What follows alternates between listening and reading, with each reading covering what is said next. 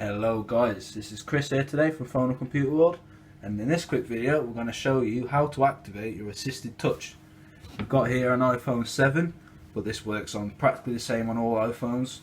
It's the same method. So this is how we do it. Go to settings, we go down to general, and it's just accessibility right here, and we go to assistive touch right here, and there we go. It's on now. As you can see, there's your assisted touch. If your home button's not working, this is how you can fix it, and this is how you can, well, not fix it, but you can get along with using your iPhone nicely. You can still go back, it still works fine, as you can see. Some other stuff on here you may need: restart your phone, you can screenshot. So yeah guys, that's how you get your assisted touch on an iPhone.